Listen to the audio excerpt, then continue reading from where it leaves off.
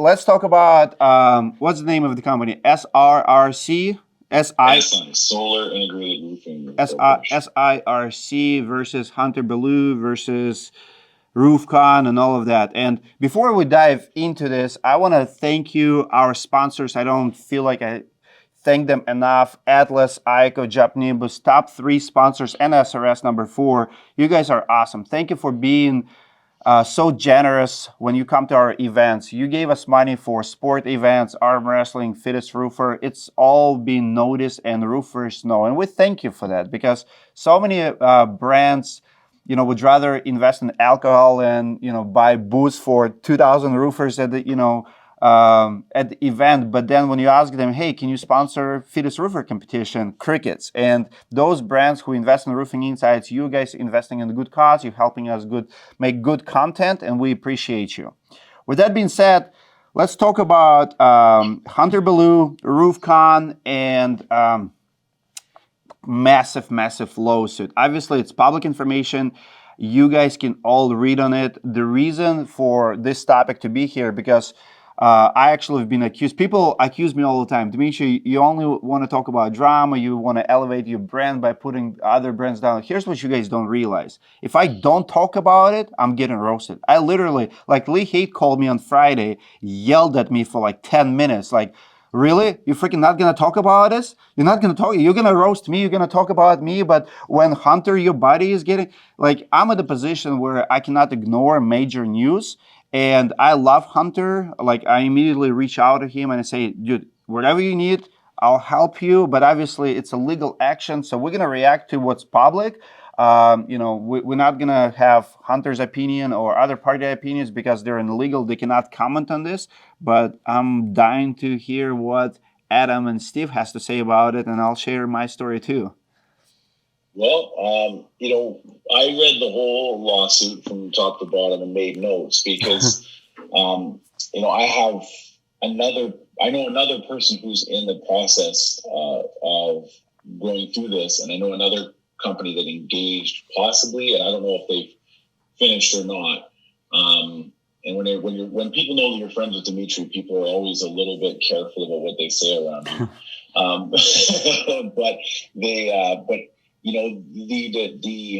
The disclosure process, as far as doing your due diligence, that process has tightened up. Because now, they're digging into things like contingent warranty liability. Like, what is the amount of warranties that you have on your books? And most roofing companies can't answer that question, right? It's not like there's a button in Job Nimbus to say, hey, keep track of my contractor warranty liability dollar amount, right? And they're starting to ask really tough questions because I think that the solar industry, just like Tesla, look at Elon Musk. The guy can go to space, make rockets land on the ground, make electric cars sexy, everything that he's done, but yet he couldn't figure out that a roof with 10 facets was harder to do than a roof with 2. I think the solar industry is learning some lessons about roofing in the last couple of years and learning at what questions they need to ask and looking at buying roofing companies. So, it's been very interesting to see some of the things that in the SRC's allegations, you have to look at it and shake your head and be like, you didn't think to ask that? Like, I'm just some stupid guy that talks about roofing on the internet.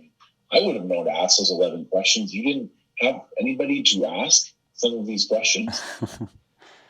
Absolutely. Like, can you give me example? And by the way, I want to ask you, is it Apple headphones? Yeah. You fancy. How do you like those? What is it? $800 bucks? Well, they're very nice, but when you travel a lot, you got nice shit. Look at your nice camera in the background. Okay? You got your Tesla delivered to your house. But I do like to, so I was reading here and it's like, for example, on page 11, allegations 44 to 46, no license to sell solar. Yet, and it's very funny that 2 months after the purchase, he was selling proven systems for selling solar and proprietary information.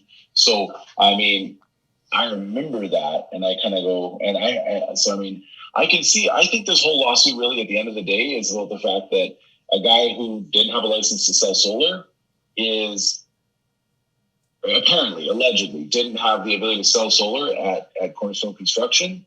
A couple months later, changed the roofing community to the roofing and solar community and started selling a $5,000 course on how to sell solar and running solar. And I think that this is really what the whole lawsuit's about. I see. Is it's not like, you know what I mean? Because I don't believe that they didn't do their due diligence. I don't believe that that he misrepresented his income and that they didn't have a swath of accountants go over and read all this shit. I really think that what this is all about is the fact that when you buy a roofing company from a roofer, you ask 9 out of 10, like you ask 10 roofers, 9 out of 10, if they sell their company, gone. Like they're done. You know what I mean? Like they've cashed in, they're done.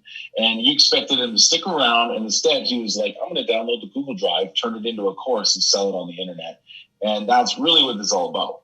I believe is that because what proprietary, I mean, it literally says proprietary information is what he was selling. What proprietary information did you have to sell if you did it? Sure, maybe he was partnered with someone else who had experience in the solar industry or something like that. But that's what I think this whole thing is about. I mean, everything else in there, I mean, where they were induced to purchase because they justifiably relied on statements provided.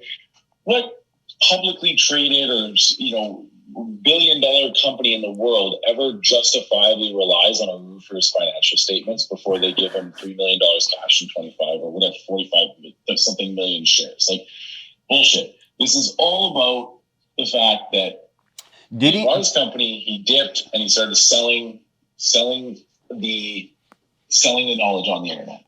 Didn't he start like SolarCon or something? I think I've seen something one time like ROOFCON, SolarCon.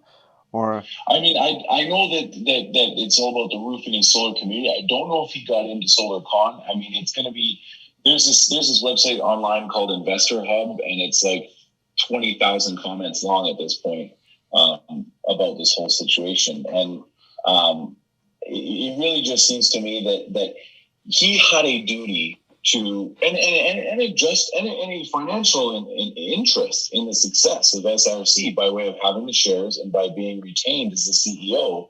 And when I was in South Carolina working for another client, we had while I was there, a guy came in and applied for a job who worked there, and he was talking about like the change in the environment and stuff like that.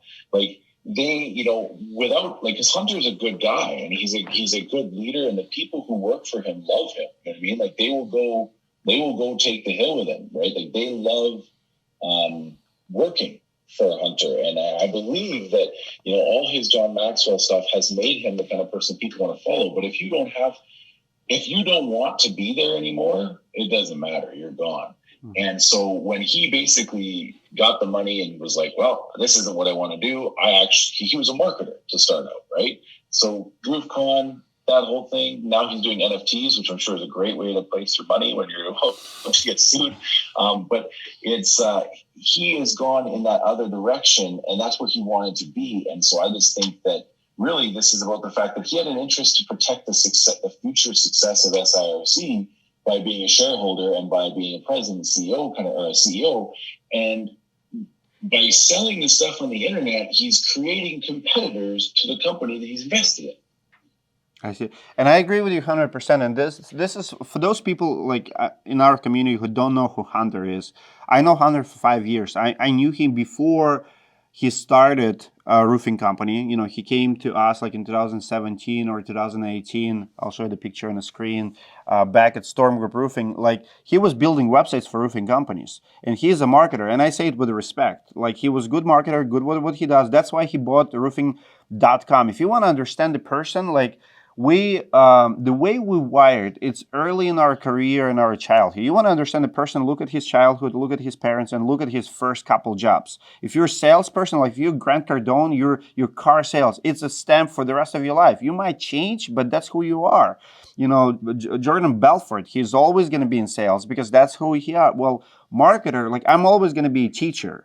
And Hunter will always be a marketer. And I say it again with respect to understand him and to understand the future and how it's all, if you give, like, first of all, I like what you said, like, if you give roofer opportunity to sell a company, 99% of people, well, would take the offer. If you're running $10, $11 million company and someone offers you $25 million for it, you will be dumb, stupid. Like, 99.9% of our listeners will take that deal.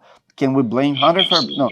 I mean, as long as you're not deceiving, misleading, whatever. And then you're right. Like if you're a marketer, and that's his background. He's not a roofer, right? He wants to build a mastermind Facebook group, like since I remember him 4 or 5 years ago, like challenge. Group, retreat, whatever. It's all Hunter. It's a good thing. There's a market for it. There's nothing wrong with it. Ed Miller does the same thing. All of, Free Seller does the same thing. But when you give person $3 million and you introduce them to new industry, what do you think? And I think he got fired too.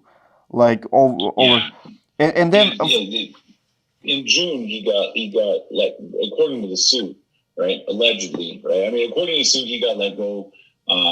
He got let go after the first quarter statements released, and it was losing money. And they say that he gave money to a nonprofit. But I mean, again, a nonprofit. I mean, usually you have like these. When you're doing a nonprofit, you usually know your budget for the year. Like that money was probably already committed to the nonprofit. They're just mad about it now. Like that's the thing with a suit like this. You have to determine which thing. I think you have to determine which things were they kind of willfully going into because they thought, oh, Hunter's a great leader. This is a good company. He has an audience. This will be a good way for us to get more roofing companies to get bought up by us. And so by buying up Hunter, we're going to get more. And then when they realize that, he wasn't necessarily going to champion that effort forward. And then, because them losing $900,000, I mean, I don't know how much that really bothered them when they're not, like, none of it's their money anyway, but they let him go because I believe that they just saw that he was not committed anymore. He wasn't involved. You can get creative with accounting all day long. They're complaining that he got creative with accounting, and I think that they could be getting creative with accounting as well to tarnish his reputation. Because everybody reading this now is going to go, "Oh, so Hunter doesn't know how to run a successful business." That's what they want. That's what the message that they want to be sent. I agree.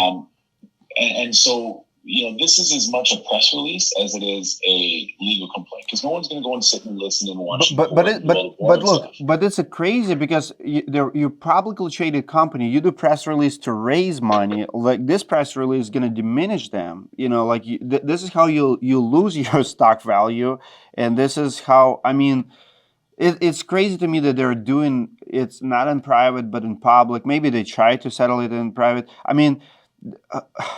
Their evaluation and how they come up with the money in the first place, that's crazy to me because I just did an interview last week with a person who sold a company way bigger, way more, and I know what it takes to buy a company or to sell a company. That's literally your entire job. Just look at the financial, just triple check everything. But once you bought it, you own it. Like you can't just, I don't know. Like I'm pretty sure we don't know everything from it. I can't wait to see the response and like I said, I wish Hunter the best for the industry. It's a very exciting story that we do have capital coming in. We do have companies buying companies. I think it's awesome. Like that we not only we can sell a roofing business, but we can sell like event, like a conference, like a group, right? So it's exciting times for our industry, and I salute Hunter for that, to being one of the first people. But you have to do it right. And if he didn't do it right, or if they didn't do it right, because the valuation, that's essentially it becomes a case study. Because for me, like if I'm teaching business, I want to take Hunter's case and say, hey guys, you can build $10 million company and you can sell it for $25 million. We all want to review, like that's what we do with the legal case studies, with the business case studies. We want it to be good one, right? But then if there is lawsuit, and it's dangerous because now everybody will be like, well, if I sell them my company, will they sue me? That's, I think, the most dangerous part here. Like, do I want to consider to sell to this business who doesn't do their, what if my accountant make mistake? Let's say I sell Roofing Insights to them for, $2 million, 5, 10, whatever.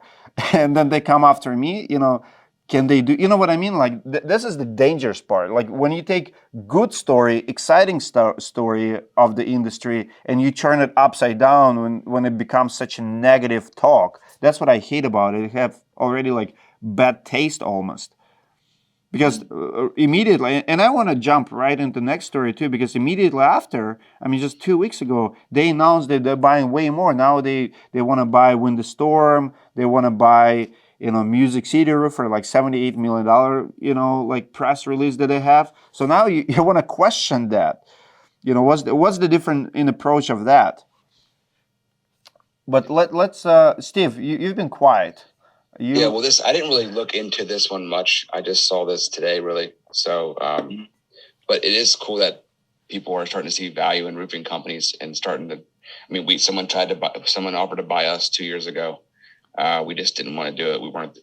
I didn't think we were ready for that yet. But it is cool seeing that at least. It's the best thing you can do. Value in it. It's the best thing you can do. Yeah, that's what you're here for. I mean, there's a couple. That or legacy. Really. I mean. The whole thing is like there's 4 real types of leverage in business, right? The 2 new ones that everybody's excited about is like code and content, right? Like those are the 2. I mean, Dmitry, that's your thing. You've got leverage in the industry because of content, right? There's code, right? Software, software enabled services and stuff like that. But the 2 original beasts, the original forms of leverage were first of all, like people, right? Like using people, right? Labor. Kings and queens were powerful because they had labor, right? And then we started to need, but we need permission. You know what I mean? They gave up the whole like enslaving all those kids out in England, and you don't have servants and peasants and nobles and kings anymore. So that's gone, right? And so then the next one was capital, right? And so then you have leverage with capital. You have money, you can use money to turn it into more money, and that's really the interesting thing is that the labor. It's like they've decided that the roofing labor can't be controlled. And so in order to try and regain control of this industry, you're seeing a lot of capital flood in and a consolidation in the industry. And I'm interested to see what this looks like in a short period of time, because you have like going in Dmitry's community any given day, and it's the same 5 questions being answered every day: how to sell more roofs, how to get the right money for the insurance claim, what's the best CRM, who can do marketing properly, I need to get a web. Like it's all the same questions every day. There's 88,000 roofing companies in the United States, 8,000 in Canada. The top 100 that report go to like 17 million. There's probably like the same number of people who don't report, so call it the top 200. So you got somewhere like 87,000 some odd roofing companies that are not making 17 million or less, and most of them are asking the same questions in these groups and online every day. There's 3,000 of them go to this conference and that conference, and they're all trying to answer the same questions to compete with for the same customer, selling the same product in halftime using the same labor. You know what I mean? Like they're all. So there's this whole industry is blowing tens of thousands, like all these roofers are blowing tens of thousands of dollars in Facebook ads and marketing to try and compete with each other to sell the same product to the same people using the same labor and the same install practices, all based on the fact that we care more, we give better service, we're a family-run business. The same and shingles. They're all saying the same thing. And how much money could you save if you just went and put all of them into one box or into 5 boxes, and now you've got Chevy, Ford, and Dodge roofing, right? Yeah. And now they don't have to go and buy tickets. They don't have to go and try and pay Facebook guys to try and convert. I mean, by consolidating, you're going to drastically drive down the cost and the competitiveness, and you're going to turn a lot of people into high-powered employees. You're going to create more careers out of installers. I think capital coming into the industry is going to make this professional. I think that if you consolidate, you're going to get something like what I call roofer facts. One of my clients yesterday had the same foreman that they fired 2 years ago get for getting an OSHA violation that cost them $40,000. They just got hit again yesterday, and OSHA gave them a 10 times the last fine. And so they're probably going to walk away with paying about $120,000 for this OSHA fine. They hire an auditor to go to their sites every day and check on their sites, take pictures, and send them a report. They make them take company cam pictures of their safety setup every single day. And they care about safety, and they have in-house crews that they pay and provide everything for, retractables and ropes. Like, they care about safety. Like, I know every roofer says they care about safety, and they don't necessarily always do. Like, they care. The guy's their uncle. The foreman is their uncle. right? And the guy got busted by OSHA, and that's going to cost $120K. But if they fire him, what do? Now they're in a labor struggle, and there's no Carfax for roofers that says this guy has got a record. There's no license or trade that says this roofer's got a record. And so I think capital coming into the industry is an amazingly good thing because it's going to drive up the professionalism on the right things. Steve, if you do 10 million this year, would you sell it for 25 million? $3 million cash? He would be selling the course on NFTs 10 minutes later. I don't even know what NFT stands for. You would find it out. I think raising the industry up is great, though. It's a good time to be in the roofing industry.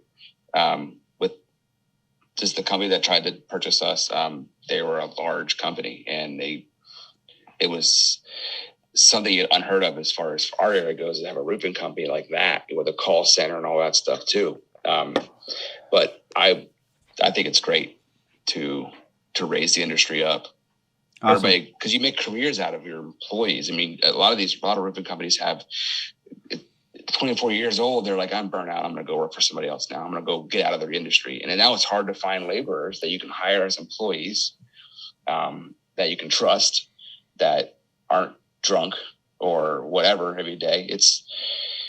If you're able to raise up the industry and make careers out of this, it's good for everybody. Electricians have and even plumbers have such a good image, but roofers don't. And I mean, we're getting there. To be honest, we are getting, image is getting better. Oh yeah, it is. It is, and I think it's coming from things like Monarch Roofing, putting a site superintendent on the job all the time, every time. It's creating upward mobility and a deeper connection between the company and the subs. And everybody knows my opinion about this whole thing, and I've blasted it everywhere. But my thing is that I just think that we suffer a labor shortage when we go and say, the employees who do the thing that we sell, like we're blank roofing or blank exteriors, the people who actually make us roofing, right? We're going to give that job to another company, and we're going to give the leadership of the youth coming into this industry to that guy, this guy who will agree to not promote his own business in exchange to just pay less taxes to do the job. And then those guys are not always the best bosses, the best leaders, the best coaches, the best when it comes to safety. And most of these 18-year-olds coming into the industry see the guy with the unlabeled truck who picks them up at a bus stop as their boss, and they go, I don't want to be anything like this guy. I better go get a different job. And there's a labor shortage in the trades, but there's also a vast, like you say, plumbers, electricians, stuff like that. There's this big spread in what trade means. And roofing, we need to increase the standards of the employment environment for our youth coming into this industry. It doesn't mean you don't have to sub and that, all subs are bad. It just means that we have to make sure that we're creating the kind of site conditions and environment and demanding the kind of leadership and professionalism that makes this an attractive career. Yeah, I think it's the biggest thing is like just ripping that Band-Aid off and hiring the in-house crew. It's something we talk about here all the time. Yeah, so you'd have my vote. Let's stay on track. Let's talk about this. Is a big topic. Right. Let's make another podcast about it. That could go for hours. I want to finish Hunter Ballew topic on this example because so many people ask me, and people for some reason everything I post on social media, people are always reading this, looking for hidden context. Like, are you talking about this guy? Are you talking about that guy? Here's what people ask me: if we're enemies or if we're competitors. Like, Hunter Ballew is not my enemy. He's not even, I don't look at him as a competitor. Hunter Ballew is not my friend either. He is, who is Hunter Ballew to me? He is like my brother. Like, ask yourself this question. Why kids fight in a family? Like, I have 5 kids. They always fight. One moment they fight, another moment they play with each other because they fight for attention. They're jealous. They fight for toys, whatever, right? So that's what's happening in the roofing industry. Lee Haight, Hunter Ballew, Dmitry, Anthony Delmedic, we're like kids. We have this intention and we're like, we're not against each other, but we're like kids. Hey, this is my toy, or no, this is my expo. I come to the city for the conference. Why do you do? You know what I mean? Like that's what it is with me and Hunter. Like I'm friendly to him, but sometimes he annoys me. I don't look at him what he does, but sometimes I still pay attention. Like he did not do just that, but it's just like a brotherhood, right? I think he's a good guy in the roofing industry. I support RoofCon. I don't wish Hunter or Dalmatic, for that matter, or Lee to fail. I think if they go and sell their businesses and set up a precedence for me later to sell mine, it's all good. People need different options. I cannot be the only option. Hunter cannot be the only option, and Dalmatic cannot be the only option. We all attract audiences alike, and I think it's a good thing, and I support them. I don't agree with them, just like, I don't agree with my siblings either. And sometimes I want to kill them. But we're a family, and this is big roofing family. So, Hunter, if you're watching this, I support you, man. I support RoofCon. Have no hidden message, it needs to be said, and we're all watching. I mean, if your brother is under FBI investigation, you will be watching too. And I'm pretty sure, when I was in legal action and people were reading, and please do go Google Dmitry Lipinski and look at the legal documents and do video like this about me. I don't care. Like, it's public information. If you want to talk about my legal actions, I cannot stop you. There's nothing wrong with it. It's not a gossip. I just want to see you put on the wall the plaques of all the cease and desist letters that you've received. But it's not what we're doing here. It's not a gossip. We're not doing yellow press, right? We're talking about legal documents. We're talking about real accusations, and it's something needs to be discussed here for sure. I think it's a good thing to talk about, because there's another thing that there's underlying here, right? Which is that when Hunter, says, I'm not, like, he stands up at RoofCon and says, I started this roofing company almost like an experiment, you know what I mean? To test my marketing prowess. And then I built it up and I sold it for that. I built it up to this and I sold it for this. And I think that a lot of people sit there and go, man, what am I doing wrong? Like, how come this like marketer he doesn't know the roofing and he does sales, he just goes to like John Maxwell and he's just leadership, integrity, and then what am I doing wrong here? And so I think that there's a lot of self-doubt, and a lot of people will sit there and look at Hunter and get jealous, and this is their problem. It's not Hunter's problem that they look at him and feel jealousy or envy or self-loathing or disappointment in themselves, or wondering what they've done wrong or questioning their abilities. It's not Hunter's fault. But I think that a healthy dose of the fact that when you're playing in a high-stakes game like this, that there can be high-stakes consequences, and that just because something looks good on the internet and on social media doesn't necessarily mean it's all sunshine and rainbows. And then everybody needs to focus on their four walls and what they can do to improve their business and create a good environment for them. And not everybody needs to be worried about how can they be an influencer in the industry, and be an influencer in their community and their company, and not be worried about trying to compete with Hunter or Dmitry or Apple Roofing or Mount Monarch, but just try to be the best that they can be, and know that self-actualization and creating success and being better than you were yesterday is more important than wondering why Hunter or anybody else who gets these sales, right? Like Crest Roofing and Apple Roofing and that partnership and the future ones that are coming, rather than sitting there and wallowing in it, just know that not everything is always so perfect and sunny, because I've seen inside a lot of these companies, and there's a lot of turmoil and a lot of challenges and a lot of fear and a lot of doubt, but they don't put it on the internet. Absolutely, and I agree. And guys, also, if what Adam said, what caught me is like it's a jealousy. People like for some reason when someone falls, we wanna like highlight that. Like we're not like I don't think the Hunter Ballew felt. He's under a lot of pressure. Prayers goes to him and his family. I know what it likes to feel to be sued. And this is not the time when I'm not the one personally to throw stones at him or even just point fingers. If you've done something wrong, he's a smart guy. He will learn. Maybe he needs to wake up. Maybe he needs to admit his wrongdoings. Like, I don't know that. Like, I don't know accusation. I don't know what took place. But I know in every conflict, there's always two sides of the stories, and usually both of them are guilty of something. I know when I've been sued, like I had to go and say, you know what, I'm wrong of this, and I'm accept it, and that's why it's gonna cost me $100 or $200,000 or $300,000 to settle this, because there's always two sides. And Hunter probably gonna learn a lot of lessons out of this story. Already does, because I'm pretty sure he was not planning to get sued by publicly traded company, and I'm pretty sure he's lawyered up and they're lawyered up, and we will see. But we need to support him and not point at him fingers, at least. So that's my last word here. Yeah.